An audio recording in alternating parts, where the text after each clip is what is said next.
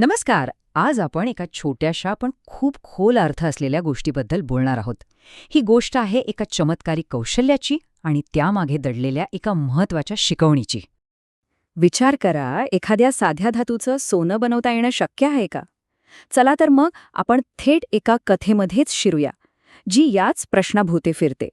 ही गोष्ट आहे एका अशा शक्तीची जी वरवर बघता एखाद्या जादूच्या खेळासारखी वाटेल, पण तिच्या आत एक खूप खोल, खूप मोठं सत्य दडलेलं आहे. तर आपली ही गोष्ट सुरू होते एका ज्ञानी साधूंपासून. असे साधू ज्यांच्याकडे एक विलक्षण म्हणजे अगदी दुर्मिळ अशी क्षमता होती. कोणती होती ही क्षमता? तर या साधूंनी एक अनोखी कला अवगत केली होती. पितळेसारख्या सामान्य धातूला थेट मौल्यवान सोन्यामध्ये बदलण्याची कला. आता गंमत बघा, ही जी इतकी मोठी अविश्वसनीय शक्ती होती ना, ती त्यांनी स्वतःसाठी कधीच वापरली नाही. ही शक्ती फक्त आणि फक्त अशा लोकांसाठी होती ज्यांना तिची खरी गरज आहे, जे दीनदुबळे आहेत.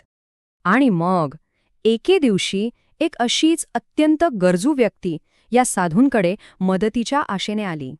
हे होते गरीब ब्राह्मण, आणि ते एका अशा आर्थिक संकटात सापडले होते की त्यांना त्यातून बाहेर पडण्याचा काही मार्गच दिसत नव्हता. महत्वाचं म्हणजे त्यांची गरज स्वतःच्या स्वार्थासाठी नव्हती, तर आपल्या मुलीच्या लग्नासाठी होती. आणि एका वडिलांसाठी यापेक्षा मोठी जबाबदारी असूच शकत नाही, बरोबर? त्या ब्राह्मणाची तळमळ, त्याची ती प्रामाणिक अडचण साधूंच्या लक्षात आली, आणि त्यांनी ठरवलं की यांना मदत करायलाच हवी. आणि मग साधूंनी जे ठरवलं होतं ते करून दाखवलं. त्यांनी त्या ब्राह्मणाची अडचण ओळखली होती आणि आपली किमिया वापरून एका साध्या पितळेच्या भांड्याचं रूपांतर शुद्ध सोन्यात करून दिलं. पण थांबा, ही गोष्ट इथे त्या सोन्यावर संपत नाही. खरं तर या कथेचा सगळ्यात मौल्यवान भाग तर आता पुढे सुरू होतो. हे आहे या संपूर्ण कथेचं सार, त्याचं तात्पर्य. हा एक विचार या कथेला एका वेगळ्याच पातळीवर घेऊन जातो. आणि हाच फरक आपल्याला समजून घ्यायचा आहे. साधूंनी त्या ब्राह्मणाला काय दिलं? सोनं. म्हणजे त्यांच्या ज्ञानापासून तयार झालेली एक वस्तू दिली, एक प्रॉडक्ट दिलं. पण ते ज्ञान, ती कला, ती त्यांनी स्वतःजवळच ठेवली. हा मुद्दा खूप महत्वाचा आहे. बघा, ते सोनं एक तात्पुरता उपाय होतं. त्याने एक वेळची अडचण दूर झाली.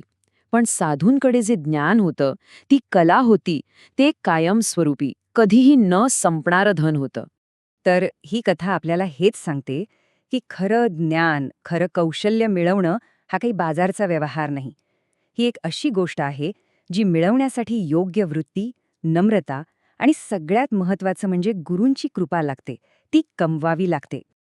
आणि मग शेवटी एक प्रश्न उरतोच की कोणत्याही क्षेत्रात जर आपल्याला खरं प्रावीण्य मिळवायचं असेल, तर फक्त हुशारी आणि बुद्धिमत्ता पुरेशी आहे की त्याला नम्रतेची जोड असणं हीच यशाची खरी गुरुकिल्ली आहे?